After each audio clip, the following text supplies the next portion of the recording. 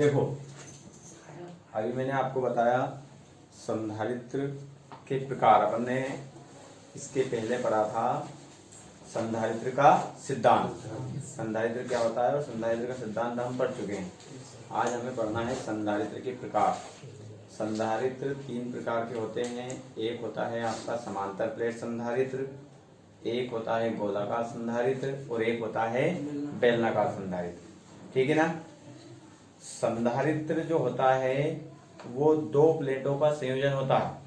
कितनी प्लेटों का संयोजन होता है? 2 प्लेटों का। आई बात समझ में? अब यदि समांतर प्लेट संधारित्र है तो उसमें 2 समांतर प्लेटें रहेंगी। गोलाकार संधारित्र है तो उसमें 2 गोले रहेंगे। बेलनाकार संधारित्र अगर होगा तो उसमें 2 बेलन रहते हैं। ठीक है ना। अब अभी सबसे पहले हम पढ़ेंगे समांतर प्लेट संधारित्र। समांतर प्लेट संधारित्र में आपकी 2 प्लेटें रहेंगी। कितनी प्लेटें रहेंगी?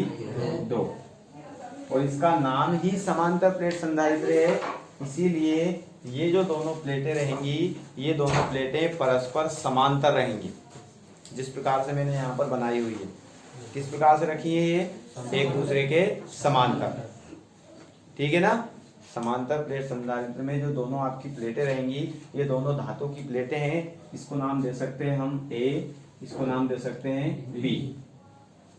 इसमें ये जो प्लेट A रहेगी इसको हम एक विद्युत स्रोत की सहायता से आवेशित करेंगे और ये जो प्लेट B रहेगी मतलब दूसरी जो प्लेट रहेगी वो उदासीन प्लेट होती है। कैसी प्लेट होती है? उदासीन प्लेट। उदासीन प्लेट का मैंने आपको कल भी बताया था कि उदासीन प्लेट कौन सी होती है? जिसका नेट आवेश क्या होता है? 0 होता है। ठीक है ना। मतलब उस पर आवेश तो होता है लेकिन जितना ऋणावेश होता है उतना ही धनावेश होता है, जिसके कारण उस प्लेट का जो नेट आवेश होता है वो क्या हो जाता है? आपका 0। इसलिए उस प्लेट को बोलते हैं उदासीन प्लेट। ठीक है ना। अब समांतर प्लेट संधारित्र की बात करते हैं अपन। यहाँ पर समांतर प्लेट संधारित्र का सूत्र निकालना है हमें इसकी धारिता का। समांतर प्लेट संधारित्र। सबसे पहले तो इसकी परिभाषा आप लोगों को पता होना चाहिए।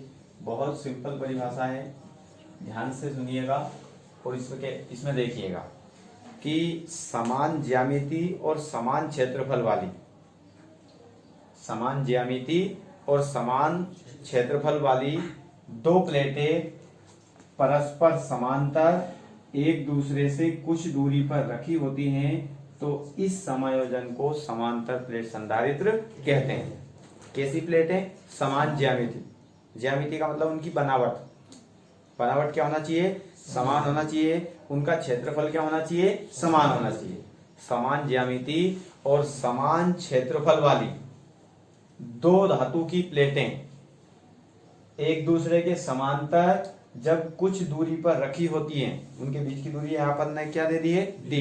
तो जब ये दोनों इस प्रकार से D दूरी पर रखी होती हैं तो इस प्रकार से जो अपन ने समायोजन किया है इन दोनों प्लेटों का, इसे बोला जाता है समांतर प्लेट संधारित्र। ठीक है ना। समान ज्यामिति और समान क्षेत्रफल की 2 धातु की प्लेटें जब एक दूसरे के समांतर कुछ दूरी पर रखी होती हैं तो इस समायोजन को समांतर प्लेट संधारित्र कहते हैं। ओके। अब इसमें देखिए आगे हम क्या करेंगे। यहाँ पर इस प्लेट A को इस प्रकार से एक विद्युत स्रोत से जोड़ करके इसमें धनावेश प्रवाहित करेंगे। कौन सा आवेश प्रवाहित करेंगे? इसमें धनावेश। जब हम इसमें धनावेश प्रवाहित करेंगे यहाँ से तो इस प्लेट के ऊपर पूर्ण रूप से धनावेश इस प्रकार से फैल जाएगा। फैल जाएगा। अब जब इस प्लेट पर आपका धनावेश आ जाएगा तो इसके पास में जो उदासीन प्लेट रखी है, इस उदासीन प्लेट पर प्रेरण के कारण, मतलब प्रेरण क्रिया के कारण इसका ये जो इधर वाला सिरा है, मतलब A के निकट वाला सिरा, A के निकट कौन सा सिरा रहेगा? ये इधर वाला। देखो जैसे मान ले जाइए आपको 2 सिरे बना दिए मैंने, एक सिरा ये, एक सिरा ये। तो ये इस A के निकट वाला सिरा है और ये वाला दूर वाला सिरा है। तो इसके निकट वाले सिरे पर तो इस धनावेश से आकर्षित होकर के पूरा ऋणावेश आ जाएगा और इधर की ओर मतलब इसके दूर वाले सिरे पर, प्लेट B के दूरवर्ती तट पर या दूर वाले सिरे पर प्रतिकर्षित होकर कौन सा आवेश आ जाएगा यहाँ पर? धनावेश आ जाएगा। अब जब हम इस प्लेट बी का संबंध काय से कर देंगे? पृथ्वी से। ये हमने इस प्लेट बी का संबंध कर दिया पृथ्वी से, तो इसका ये जो धनावेश आपको दिखाई दे रहा है वो कहाँ पे चला जाएगा? पृथ्वी में। ठीक है ना? ये पूरा धनावेश कहाँ पर चला जाएगा? पृथ्वी में। जब ये पृथ्वी में चला जाएगा तो इस प्लेट बी पर शेष कौन सा आवेश रह जाएगा? ऋणावेश। ठीक है ना? जिसके कारण इन दोनों प्लेटों के बीच में विद्युत क्षेत्र बन जाता है। कौन सा क्षेत्र बन जाता है? विद्युत क्षेत्र। क्योंकि देखिए ये जो प्लेट ए है इस पर पूरा धनावेश है और इस पर कौन सा आवेश है? ऋणावेश। तो प्लस और माइनस से मिलकर के ये जो पूरा क्षेत्र है वो कौन सा क्षेत्र बन जाएगा? आपका विद्युत क्षेत्र, जिसकी दिशा ए से बी की ओर रहेगी। ए से बी की ओर, मतलब विद्युत क्षेत्र किधर की ओर प्रवाहित होगा? ए से बी की ओर। आई बात समझ में? अब देखिए एक बार और मैं आपको इसमें हिंदी में क्या लिखना है हमें वो मैं बोल के बता रहा हूँ आप लोगों को कि माना कि ए व बी समांतर प्लेट संधारित्र की दो प्लेटें हैं जो कि परस्पर एक दूसरे के समांतर डी दूरी पर रखी हुई है। कितनी दूरी पर रखी है? डी दूरी पर। प्रत्येक प्लेट का क्षेत्रफल अपन मान सकते हैं ए, मतलब क्योंकि इनका क्षेत्रफल समान है तो इसका क्षेत्रफल ए है तो इसका क्षेत्रफल भी क्या होगा? ए। प्रत्येक प्लेट का क्षेत्रफल क्या है? ए। ठीक है ना? दोनों प्लेटों के बीच में एक के परावैद्युत माध्यम भरा हुआ है। अपन ये मान सकते हैं कि माना कि इन दोनों प्लेटों के बीच में कोई के परावैद्युत माध्यम भरा हुआ है। जब हम प्लेट ए को, कौन सी प्लेट को? ए को, प्लेट ए को धनावेश से आवेशित करते हैं। अच्छा, अपन ये प्लेट ए को ही अपन ने धनावेश से आवेशित क्यों किया? क्योंकि इस प्लेट ए के विभव को कम करके इसी की धारिता को हमें बढ़ाना है। तो इसका विभव कम कैसे होगा? जब हम इस प्लेट ए को धनावेश से आवेशित करते हैं तो इसके पास में जो प्लेट बी है यानी कि जो उदासीन प्लेट है, इस उदासीन प्लेट के निकटवर्ती सिरे पर, कौन से सिरे पर? निकटवर्ती सिरे पर ऋणावेश और दूर वाले सिरे पर धनावेश आ जाता है। जिससे क्या होगा? जिससे प्लेट ए का विभव कम हो जाएगा और इसकी धारिता थोड़ी सी बढ़ जाएगी। संधारित्र के सिद्धांत में पढ़ा था ना अपन ने, जब यहाँ पर ऋणावेश आता है यहाँ पर धनावेश आता है तो ये ऋणावेश इसके विभव को कम करता है। ये ऋणावेश इसके विभव को कम करता है जिससे इसकी धारिता थोड़ी सी बढ़ जाती है। जब हम इस प्लेट बी का संबंध पृथ्वी से कर देते हैं तो इस पर ये जो धनावेश आपको दिखाई दे रहा है ये भी कहाँ पर चला जाएगा? पूरा पृथ्वी में। जिससे इस प्लेट बी पर कौन सा आवेश रह जाएगा? केवल ऋणावेश। कौन सा आवेश रह जाएगा? ऋणावेश रह जाएगा। तो वो ऋणावेश मतलब पूरी प्लेट पर फिर कौन सा आवेश रह जाएगा? आपका ऋणावेश। तो वो ऋणावेश इस प्लेट ए के विभव को और ज्यादा कम कर देगा और इसकी धारिता और अधिक बढ़ जाएगी। ठीक है ना? अब यहाँ पर जब यहाँ पर ये पूरा ऋणावेश हो गया, यहाँ पर धनावेश हो गया, तो इन दोनों के बीच में ये विद्युत क्षेत्र उत्पन्न हो जाएगा। कौन सा क्षेत्र उत्पन्न हो जाएगा? विद्युत क्षेत्र। अब हमें इसकी धारिता का सूत्र निकालना है, समांतर प्लेट संधारित्र की धारिता का, है ना?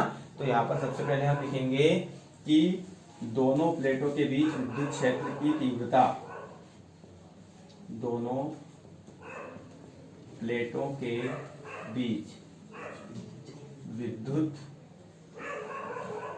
क्षेत्र की तीव्रता, दोनों प्लेटों के बीच विद्युत क्षेत्र की तीव्रता का सूत्र होगा आपका E बराबर सिग्मा अपान एप्सिलॉन 0।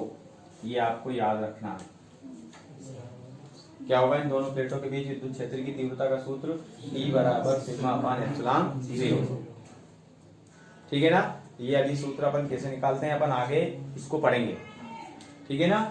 अब यहाँ पर देखो ये E बराबर अपन ने लिखा सिग्मा अपान एप्सिलॉन 0 और इसके अंदर मतलब इन दोनों प्लेटों के बीच में के परावैद्युत माध्यम रखा हुआ है, रखा है ना? तो साथ में यहाँ पर के भी आ जाएगा। ये हो जाएगा आपका सिग्मा अपान के एप्सिलॉन 0।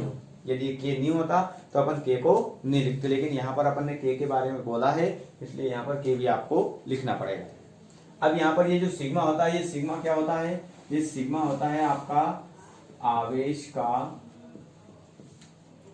पृष्ठ घनत्व। अपन ने अध्याय 1 में पढ़ा था, पढ़ा था कि नहीं पढ़ा था? फर्स्ट चैप्टर में हमने पढ़ा था कि आवेश का जो किसी चालक पृष्ठ के एकांक क्षेत्रफल में उपस्थित, किसी चालक पृष्ठ के एकांक क्षेत्रफल में उपस्थित आवेश की मात्रा को उसका पृष्ठीय घनत्व कहते हैं। तीन परिभाषाएं मैंने आपको लिखवाई थी, रेखीय आवेश घनत्व और पृष्ठीय आवेश घनत्व, और एक लिखवाई थी आयतन आवेश घनत्व। उनमें से ये वाला जो है वो आपका पृष्ठ घनत्व है, मतलब किसके लिए? ये पृष्ठ के लिए। तो सिग्मा बराबर हो जाएगा आपका आवेश का पृष्ठ घनत्व। इसकी परिभाषा यदि याद नहीं हो तो इसको आप ऐसे बना सकते हैं, यदि अपन ए बराबर क्या रखें 1, ए बराबर क्या रखें 1, तो सिग्मा बराबर क्या हो जाएगा आपका क्यू। अब देखिए किसी चालक के एकांक क्षेत्रफल में, कितने क्षेत्रफल में? एकांक, एकांक का मतलब एक है ना। एकांक क्षेत्रफल में जितना आवेश उपस्थित होता है उसे आवेश का पृष्ठीय घनत्व कहते हैं।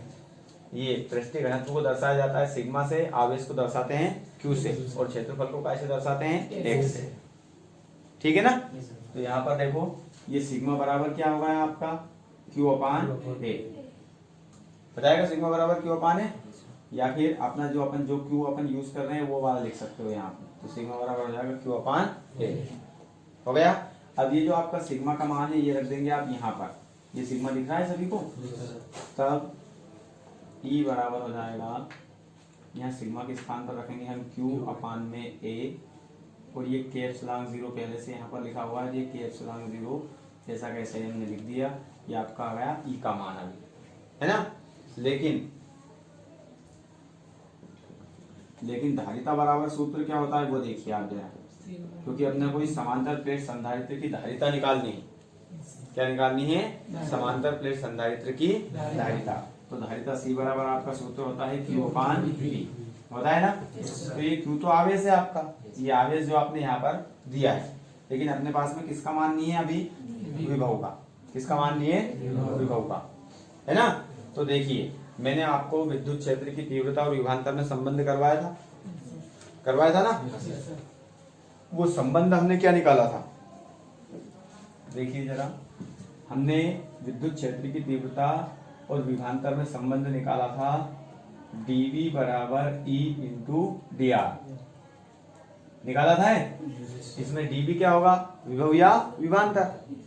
E होगा विद्युत क्षेत्र की तीव्रता, और dr क्या थी? दोनों बिंदुओं के बीच की दूरी, यानी कि विभवांतर या विभव बराबर आपका सूत्र होता है विभवांतर बराबर, यहाँ पर E क्या है?